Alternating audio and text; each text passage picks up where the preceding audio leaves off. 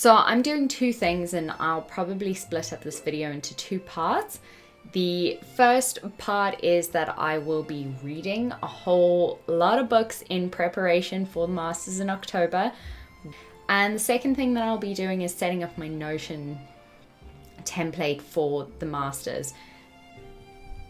Hello everyone, welcome back to my channel. As you would have seen in that previous clip, today I will be talking through how I set up my MLA Notion template process. So yep, let's dive right into that. I have been doing a lot of reading in prep for the upcoming MLA that I'll be starting in October, and I have gone through the books that I will be reading as a part of that preparation. I will leave the link to that video up in the corner for you to have a look at.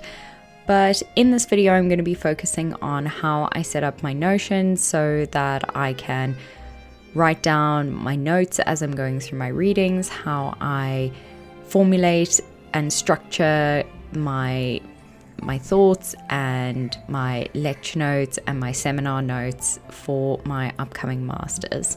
I have gone through a whole lot of various Notion templates in the past. I have found that this is the one that works the best for me. I am able to collate all of my notes throughout the year to be able to formulate ideas on essay topics, develop my ideas as I'm kind of going through the material. So yeah, let's dive into that. So this is my current Notion template. As you can see, I've set up my sort of distinct sections here. It all fits a part of my academic dashboard, which I have laid out here. It's got my goals, my current book stats, and it currently has my old perfect week setup, which I'll be able to refine once I know what my schedule looks like for the MLA. But as you can see here, it's got all my pages that we will dive into, and we'll start with the classes. So as I mentioned, I've divided this up into different sections. So it is sort of my core courses, my residencies, and my actual classes. So my core course, my first one is in British culture in a global context. So I've started pulling together some notes based on the information that we have from our sort of introductory information. So don't know why this image isn't showing, but nevertheless, this is kind of the first grouping of notes that I will keep updating as we go through the core course. The second core course is on the dissertation planning, and so I have written that out, but obviously haven't started anything in that. I've then divided up my residencies. So I've got my first residency, which is Michaelmas, my second one in Hillary, and my third one in Trinity term. And in each of these residencies, I will put in the notes from those residencies in those weeks. And then I've divided up my sections into the early modern section that we'll be looking at, the long 18th century section we'll be looking at, and the long 19th century that we will be looking at.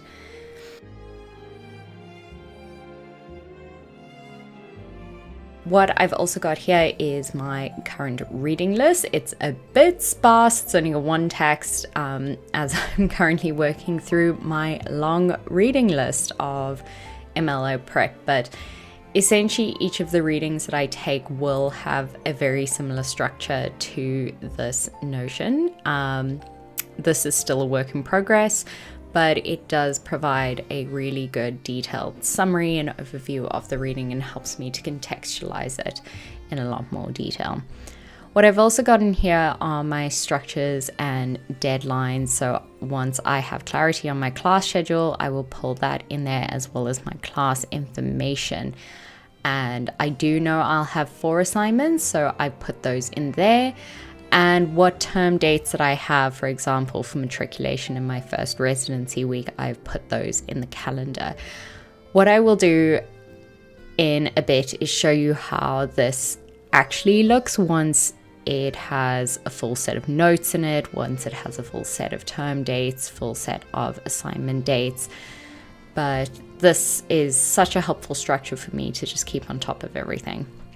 We then move on to the Dissertation Planner, which I have never used before. This is based on Kaelyn's Dissertation Planner, and it is hopefully going to help me write my dissertation. What I have also kept are my essay ideas. So as I go through my notes, I pick out ideas on essays and assignments that I am interested in writing, and I pull those ideas into that.